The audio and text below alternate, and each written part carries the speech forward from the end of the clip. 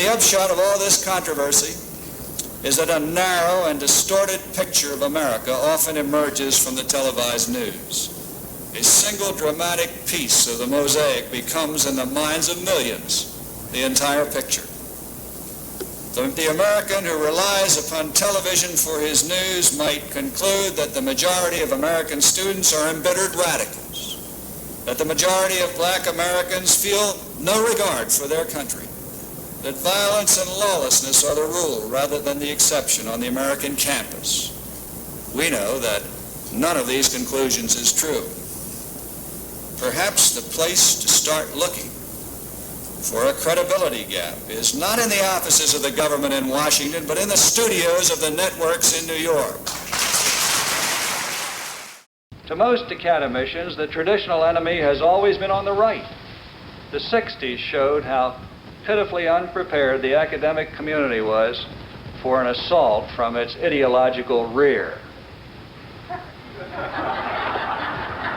But they'd best learn how to deal with it, for their survival is at stake. One modest suggestion for my friends in the academic community: the next time a mob of students, waving their non-negotiable demands, starts pitching bricks and rocks at the student union, just imagine that they're wearing brown shirts and white sheets and act accordingly.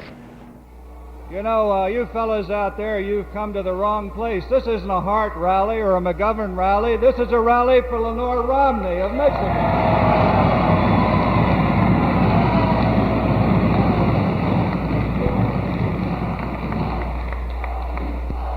Ladies and gentlemen, that's exactly what we're running against in this country today.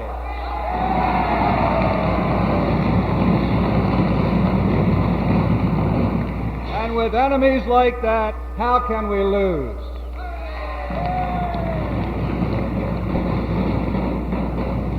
You're a minority here, and you'll be a minority at the polls in November.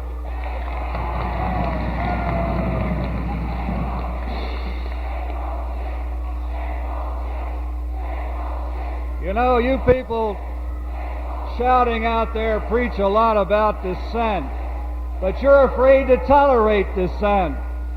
You're afraid of other ideas, and you're afraid of other points of view because you don't have the strength of your own convictions.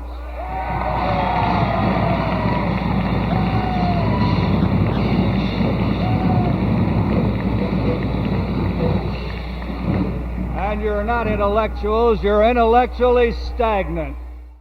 The professional pessimist has always been with us, and on the great movements of American history, he's always been wrong. Today, he's out of office and out of sorts. You can find him poring over newspapers with a magnifying glass, eagerly seeking out any evidence to prove his point that America is on her way to perdition. To this man, bad news is good news. A couple of years ago, he was sitting pretty. He could point to a steadily climbing rise in the cost of living. He could point to high casualties in a war that had no end in sight. He could point to an ever-increasing rate of crime. He could point to a government that had lost the confidence of its people. But, ladies and gentlemen, the heyday of the professional pessimist is past. More and more, he's finding it harder to make his case that the United States of America is on its last legs. Of course, he's in there trying.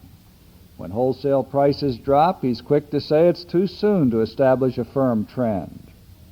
When the rate of inflation can be shown to be cut in half, he says it's still too high. And when he sees the rate of crimes increase dropping for the first time in 5 years, he can always find a particularly lurid crime to show society's decay.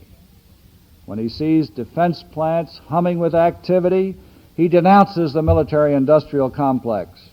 And when he sees the defense plants close down as war comes to an end, he blames the peacemakers for a rise in unemployment. He likes it both ways.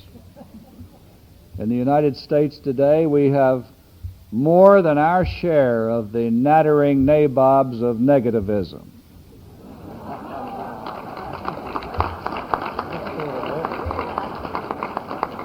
Actually, they've formed their own 4-H club.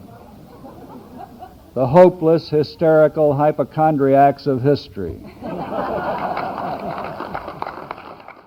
Mr. Vice President, Secretary Rogers has said much along the lines of what you have said, that the publication of the documents has violated the secrecy and that is demanded by other governments in our dealings with them. The question still arises in what has been published in the New York Times, which shows that the Congress was misled. Is it necessary to deliberately mislead the American people in order to deal with foreign governments? You say the Congress was misled? The Congress has access to that information through its committees that deal in the national interests and the right to summon and interrogate anyone in the government about any factor that's then known to them. Congress can't possibly be misled. The congressmen are indicating, Mr. Vice President, that they were unaware of this study or the decision-making process that is behind the documents that were published. It's probably due to a lack of congressional diligence then if they were misled.